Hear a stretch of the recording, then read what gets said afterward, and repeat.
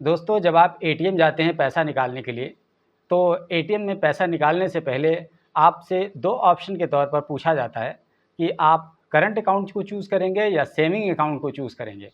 तो उनमें से कोई ना कोई आप चूज़ कर लेते हैं, अधिकतर लोग सेविंग अकाउंट को चूज़ कर लेते हैं। लेकिन उत्सुकता मन में रहती होगी कि आखिर ये करंट अकाउंट और सेविंग अकाउंट होता क्या है? बहुत सारे लोग इस बात को जानना चाहते हैं। तो हमने सोचा इस बात को क्लियर करते हैं और आज के बाद से अगर आपने ये वीडियो लास्ट तक देख लिया, तो हमेशा के लिए ये टेंशन ख़त्म हो जाएगा कि ये करंट अकाउंट और सेविंग अकाउंट दरअसल होता क्या है।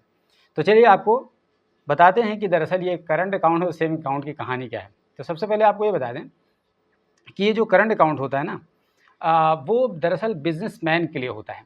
यानी जो बिज़नेस करते हैं, बड़े पैमाने पर लेन-देन करते हैं, तो उसका बुनियादी फ़र्क ये होता है कि करंट अकाउंट में आपको पैसा रखना होता है और जब चाहते हैं पैसा निकाल लेते हैं। उसमें किसी तरह का कोई लिमिटेशन नहीं होता है, किसी भी प्रकार का कोई बाउंडेशन नहीं होता है।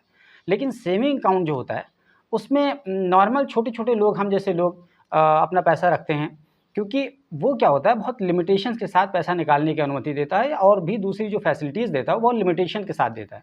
मान लीजिए कि कहता है कि एक दिन में आप केवल 10,000 निकाल सकते हैं या केवल आप एक दिन में 50,000 निकाल सकते हैं। लेकिन जो करंट अकाउंट होता है वो आपको अनलिमिटेड, यानी किसी को मान लीजिए अगर 20 लाख रुपए तुरंत ज़रूरत पड़ गई और उसके अकाउंट में 20 लाख है, तो फिर तुरंत वो 20 लाख निकाल सकता है। ये करंट अकाउंट की ख़ासियत है। और सेविंग अकाउंट में आप 20 लाख तो नहीं निकाल सकते हैं, हार्डली 50,000 आपको अनुमति मिलती है बैंक की तरफ से निकालने की।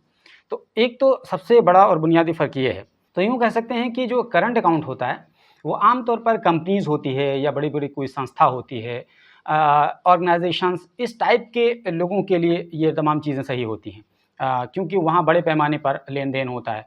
लेकिन जो सेविंग अकाउंट होता है वो इंडिविजुअल के लिए होता है, छोटे व्यक्ति के लिए होता है, आम इंसान के लिए होता है। हम लोग पर्सनल यूज़ के लिए उसका इस्तेमाल करते हैं, क्योंकि हमें बहुत ज़्यादा ज़रूरत होती नहीं है कि हमें 20 लाख की 10 लाख की ज़रूरत पड़ जाए एक बार, ऐसा तो कुछ होता नहीं है। तो इस वजह से लोग सेविंग अकाउंट खुलवाते हैं। अच्छा, अब ये तो ठीक है, लेकिन अब इसके कुछ फ़ायदे नुकसान क्या कुछ हैं, वो आइए आपको एक-एक करके आपको स्टेप बाय स्टेप बताते हैं। तो सबसे पहले तो ये देख लीजिए कि इसमें लेन-देन की लिमिटेशन होती है, यानी सेविंग अकाउंट में, जैसा कि मैंने आपको पहले ही बता दिया, जबकि करंट अकाउंट में ऐसा नहीं होता है।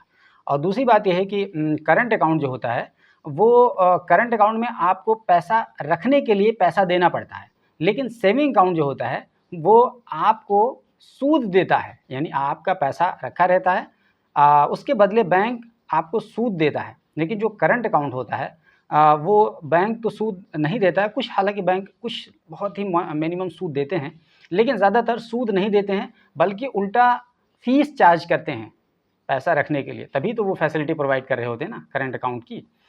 तो ये बेसिक और बुनियादी फ़र्क है। इसके अलावा जो करंट अकाउंट होता है, उसमें जो मिनिमम बैलेंस होता है ना, वो रखना लाज़मी होता है। अगर आप मिनिमम बैलेंस आप नहीं रख पाते हैं, तो फिर आपको जुर्माना देना पड़ेगा, करंट अकाउंट अगर आपका है तो।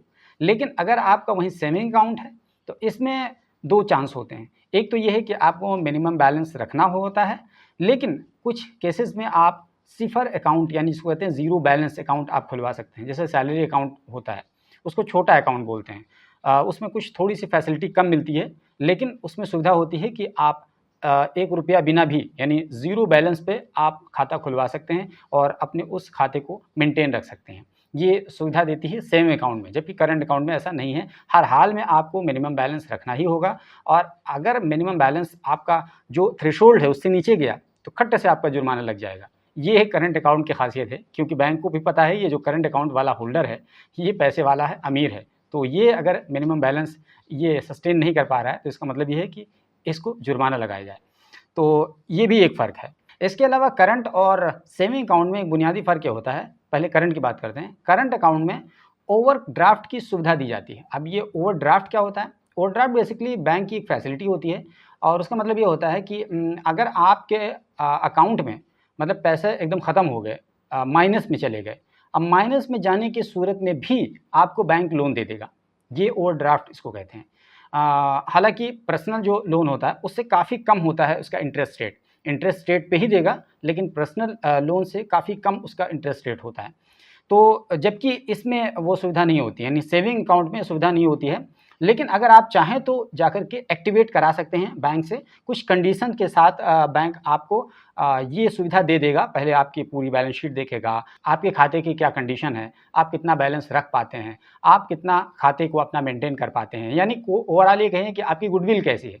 तो अगर आपकी बैंक के एतबार से गुडविल अच्छी है, तो फिर आपको सेविंग अकाउंट पे भी ओवरड्राफ्ट की सुविधा दे देगा बैंक। लेकिन अगर आपकी गुडविल ठीक नहीं है बैंक के अकॉर्डिंग, तो आपका अगर सेविंग अकाउंट है तो आपको ओवरड्राफ्ट की सुविधा नहीं मिलेगी। लेकिन करंट अकाउंट में आपको हर हाल में ओवरड्राफ्ट की सुविधा मिल जाएगी, क्योंकि इसमें क्या होता है ना, कारोबारी को तुरंत ज़रूरत पड़ जाती है। मान लीजिए 5 लाख की ज़रूरत पड़ गई कारोबारी को और फिलहाल उसके अकाउंट में पैसे नहीं हैं। अब ऐसी सूरत में क्या करेगा?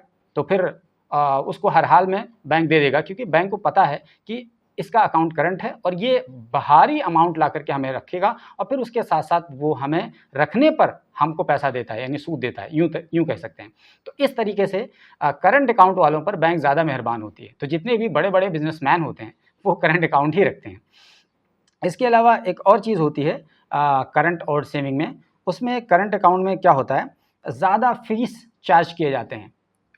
बैंक जो होता है करंट अकाउंट वालों से ज़्यादा फ़ीस चार्ज करता है। जैसा कि पता ही है कि करंट अकाउंट वाले जो होते हैं वो बिज़नेसमैन होते हैं, बहुत अमीर लोग होते हैं, करोड़पति, अरबपति लोग होते हैं, वही करंट अकाउंट खुलवाते हैं।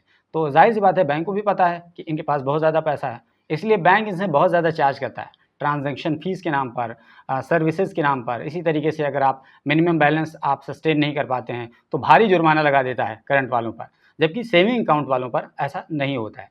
उनके साथ थोड़ी-सी रियायत की जाती है, जैसे कि उनका जो ट्रांज़ैक्शन फ़ी होता है वो काफ़ी कम होता है, सर्विसेज़ जो चार्ज होते हैं वो काफ़ी कम होते हैं और जैसा कि मैंने बताया कि मिनिमम बैलेंस अगर वो सस्टेन नहीं कर पाते हैं, तो भी उनके ऊपर जुर्माना कम से कम होता है, किसी-किसी कंडीशन में तो नहीं होता है। तो ये बेसिकली सर्विसेज़ के मामले में या जुर्माने और चार्जेज़ के मामले में या फ़ीस के मामले में, ये दोनों में बुनियादी फ़र्क है। इसके अलावा अगर चेकबुक की सहूलत की बात करें, तो करंट अकाउंट हमेशा चेकबुक की सहूलत के साथ ही आता है। हालाँकि अब तो इसके साथ ही आते हैं, मतलब सेविंग अकाउंट में भी आपको चेकबुक मिलता है, लेकिन करंट अकाउंट में चेकबुक आपको तुरंत मिल जाता है और बहुत हर तरह की क्विक फैसिलिटी के साथ करंट अकाउंट में आपको चेकबुक दे दिया जाता है। यूँ कह लीजिए कि अगर हमारा सेविंग अकाउंट है, तो हमें फॉर्म भरना पड़ेगा, वेट करना पड़ेगा, डाक के ज़रिए से आएगा और वो बड़ा तामझाम। लेकिन उसमें करंट अकाउंट में हैंड टू हैंड बैंक से ही मिल जाएगा तुरंत। तो मतलब ये क्विक फैसिलिटी देता है चेकबुक वगैरह के केसेस में, क्योंकि पता है कि करंट अकाउंट वाले लोग जो होते हैं वो कारोबारी होते हैं, बिज़नेसमैन होते हैं, तो उन्हें चेक के ज़रिए से बहुत ज़्यादा ट्रांज़ैक्शन करने होते हैं, तो इसलिए उन्हें चेकबुक की सुविधा बहुत तीव्र गति से प्रदान की जाती है। इसके अलावा बात करें जो ऑनलाइन बैंकिंग होती है ना, करंट अकाउंट वालों को बहुत ज़्यादा इसमें सुविधा दी जाती है। जैसे कि चूँकि उन्हें बल्क में बहुत सारे ट्रांज़ैक्शन करने होते हैं, जैसे मान लीजिए कि कोई करंट अकाउंट वाला है, तो ज़ाहिर-सी बात है उसका कोई ऑर्गनाइज़ेशन चल रहा होगा, कोई स्कूल चल रहा होगा, कोई कॉलेज चल रहा होगा, कोई कंपनी चल रही होगी, तो उन्हें मान लीजिए कि 500 लोगों को तनख्वाह देना है, तो अब 500 लोगों को तनख्वाह देना है तो ज़ाहिर-सी बात है उन्हें बड़े पैमाने पर ट्रांज़ैक्शन की ज़रूरत पड़ती है। तो उन्हें क्या होता है, उन्हें इन तमाम चीज़ों की सुविधा दे दी जाती है, जबकि सेविंग अकाउंट वालों को ये सुविधा नहीं दी जाती है बल्क में पेमेंट करने की, क्योंकि उनका पर्सनल अकाउंट होता है और ज़ाहिर-सी बात है एक पर्सनल व्यक्ति को इतने बड़े पैमाने पर बल्क में अदायगी की ज़रूरत नहीं पड़ती है। तो इसीलिए करंट अकाउंट वालों को बैंक बल्क में पेमेंट करने की सुविधा देता है और ट्रांज़ैक्शंस बहुत ज़्यादा ईज़ी कर देता है बड़े पैमाने पर, जबकि सेविंग अकाउंट वालों के लिए ये सुविधा नहीं होती है।